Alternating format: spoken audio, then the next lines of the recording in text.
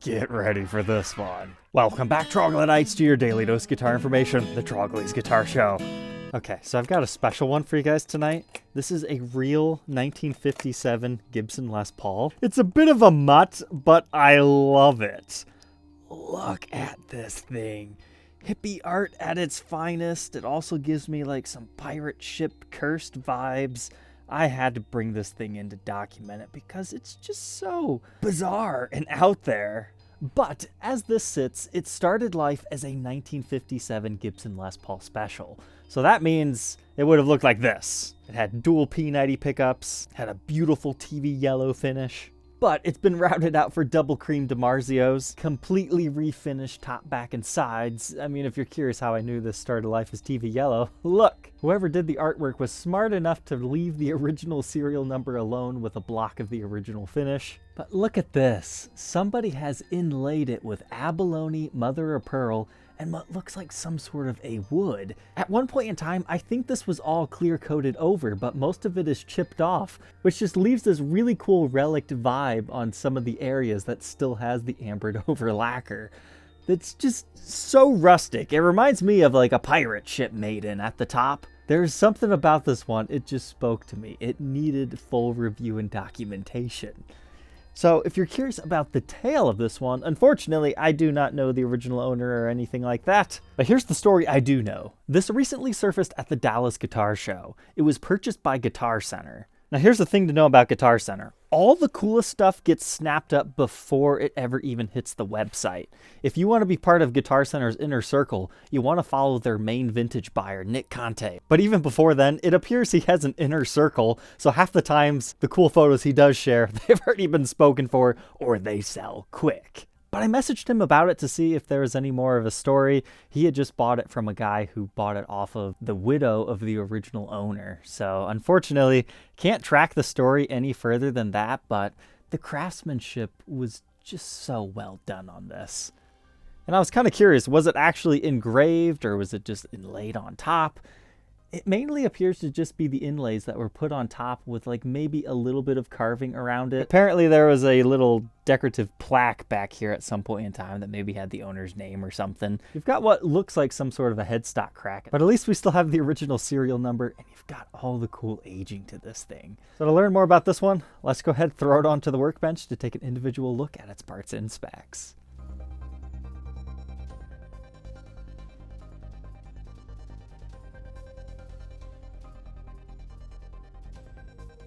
This is one of those guitars that just did not feel right to clean, so I left it alone. I still conditioned our fretboard, polished our frets just to make them nice and playable again, and wiped off any excess dust. But this one's clearly all about the vintage vibe, so I'm going to leave that alone. Well, let's go ahead and check out these pickups. Is it what everybody thinks it is? Sure enough, one of the really old Dimarzio ones. But check out the routing job. Not the worst we've ever seen. So here we can see the original holes for the P90s and where that route would have initially ended, and then somebody extended it. But you can also see our TV yellow finish in certain areas in here, as well as the maple block capping off our truss rod route. And then our bridge pickup, we've got more of the same, with the familiar branding back here. And a look at our route. I found it interesting on this one. You see how they had to glue a little piece of wood right there for the screw to go in? It appears there might have been one at some point in time and it just fell off, and that's why there's not a screw in this location anymore. Well, that's okay. As long as you have 2 screws on a humbucker, it'll stay. As far as readings within the circuit, that's 13.33 k ohms in the bridge, 13 in the neck, and the middle, just for fun, 6.58. So those are some hot humbuckers, but now our wrap tail bridge. You can see where the original one was pressing into the body, and you're going to notice our knobs are like modern day. So here's my guess as to what happened. The first guy who pulled this out of the original owner, who probably got it for like 500 bucks, took the original wrap tail piece, upgraded it to an intonatable one, and then sold the original on. This is just a Tone Pros AVT2. I don't think those are that old, so this is probably within like what, at least the past 20 years. And then they took off the original knobs and put these speed ones on, either for personal preference or for financial gain. Because that's the interesting thing about this. You have to remember, stripping finished guitars down to their bare natural mahogany look and just clear coating it, that was very popular in the 70s, early 80s. But guitar collecting wasn't as big of a thing. So usually people wouldn't bother to keep the serial numbers at that point in time. And a Les Paul Special to begin with was never really a super expensive guitar. It was considered a student model, but not like as student as a junior. The biggest difference between a Special and a junior comes down to A, you've got neck binding, a mother of pearl Gibson logo instead of a decal, as well as 2 P90 pickups. But nowadays, a full-on Les Paul Standard or a custom from the 50s are so expensive, people seek out these flat-top juniors and specials because they're just excellent players. They have very similar tone to them. Some would even argue even better. I mean, had this thing not been modified and still had the TV yellow finish, I mean, you're talking somewhere in the ballpark of $20K plus. Expensive little things. But anyways, what I'm getting at is nobody is ever going to do these modifications to a 50s vintage one ever again. And at one point in time, these were just cheap used guitars. So that's why a lot of them will have interesting modifications done to them. And it's usually better just to appreciate them for what they are rather than try to restore at this point. But I did notice something interesting about our lovely little Maiden here. The face is actually not mother of pearl. It just appears to be like a white plastic material. So it might be that this guy took it off of something else and then designed the rest around that. It's just so cool. All the vintage pearl and abalone making up the Maiden's hair. I think the chef's kiss touch here has to be how the lacquer has chipped off of just certain areas and the incorporating of some sort of a wooden material. And it's got lots of cool wood grain to it as well. It appears very dark in most angles, but you can see it's very grainy. Just the way the design curves and swirls, incorporates itself into the knobs without being too obnoxious. I think Gibson could do a limited run of similar guitars that just have a little relief thing here, because it's like the snake pit. No wonder I like this, because it would have a little design right there and then go from there. And if you're curious if this guitar has any type of a smell like tobacco or other things, no. And it does pass the smell check in the control cavity. It's got that 50s vintage smell, so you're good there. We've got the roller marks on our pick guard, so I do believe this to be original. I kind of dig the look of it without it. But you can see there is some very slight color differences underneath there. I wasn't really sure what I was getting into when I purchased this one, as far as playability goes, because nobody could give me a good description of that since it was moved on to a store. But here's a look at our Brazilian rosewood fretboard. That's not necessarily special in the 50s, but it's something that makes them special today. And I would imagine it might have been refretted at some point in time. They still seem to be the skinny style frets, but they do have rather good height to them yet. But you still have your original mother of pearl inlays. But seeing as how close to the top this tortoiseshell side marker is, that makes me think somebody's, rolled the edges a little bit on this one. Or maybe they just installed them a little bit too janky. Also, this would have came from the factory as a 12-inch fretboard radius. To me, I think it's more like a 10-inch radius now. And our nut has 100% been replaced. I would call it amateur hour. It's not like finely sanded down to look perfect. That measures 1.67 inches and increases to 2.03 at the 12th. First fret neck depth 0.87 and increases to 0.9 by the 12th. This is my first vintage special. I've had a couple of juniors over the years, but the neck profile just feels so small this way and slim.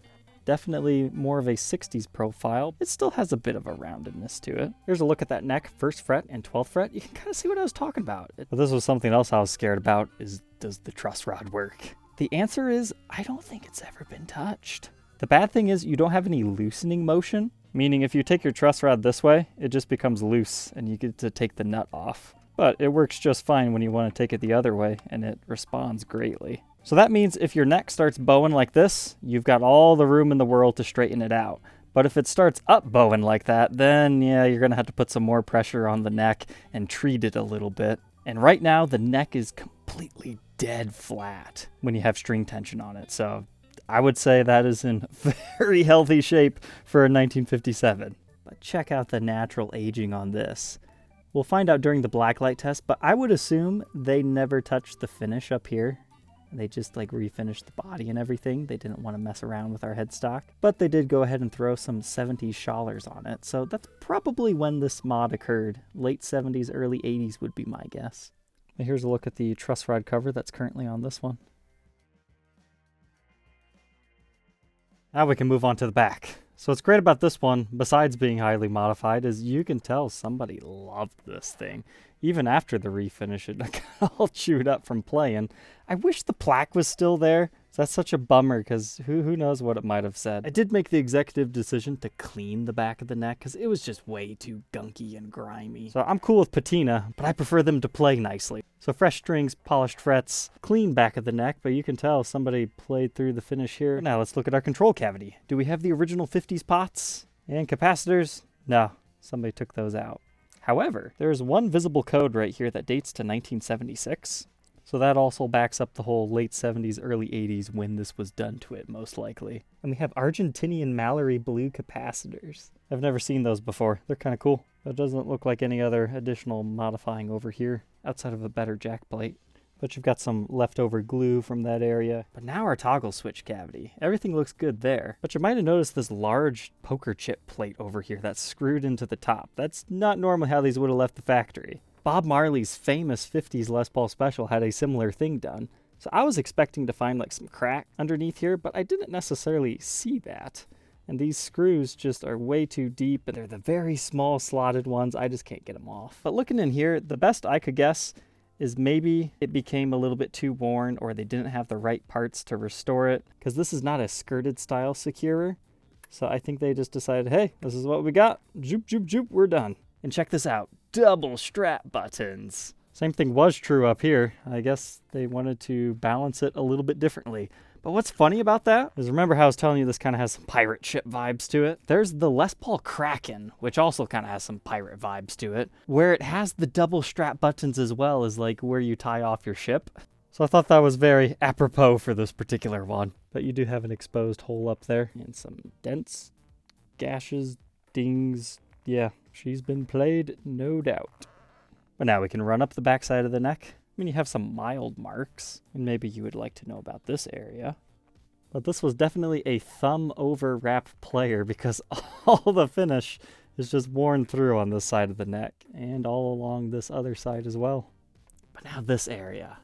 It really does just look finish deep. However, I know better than that. You don't get a smiley face crack like this and a giant chunk off the top of your headstock without something cracking. But it does appear to be really shallow, or they was just glued up. The best way to test the strength of a repair is ship it. If it survives, you know it's a good repair. It's been shipped, so I'm confident. But that crack does not even extend onto the edge. It's literally just all you see right there. But here's a look at the Schaller Maiden Germany tuners. They're called the M6. They're fantastic tuners. There's a reason why Gibson used them in the late 70s and 80s. And there's a look at our serial number again, 77220. And now for the Blacklight Test. Yep, this is fun. You can tell that's an old refinish. But what's cool about this Blacklight Test is if I didn't notice the face was made of a different material, this would easily be able to confirm it because it glows way differently than the pearl and the abalone. But you can definitely see the areas that still has finish over top of it very easily here versus what is chipped away. Or maybe that was a stylistic choice. I'm not sure if this lacquer started amber or not. I would assume no, but you never know. This was an artist who had it. One of our pickup rings is glowing. Check out that headstock. It does glow a little bit differently than the rest, so I think I would confirm that's probably still the original finish on the top. We got all these dents and dings. We can check out the back. You can see how the glue glows differently. And in case you couldn't see the finish wear on the neck, this definitely shows you what you're working with here. And you can see your headstock crack a little bit better. All said and done though, how much does the Mystic Maiden weigh? 8 pounds, 1.2 ounces. Not too bad. Let's go ahead, plug it in, and hear how she sounds.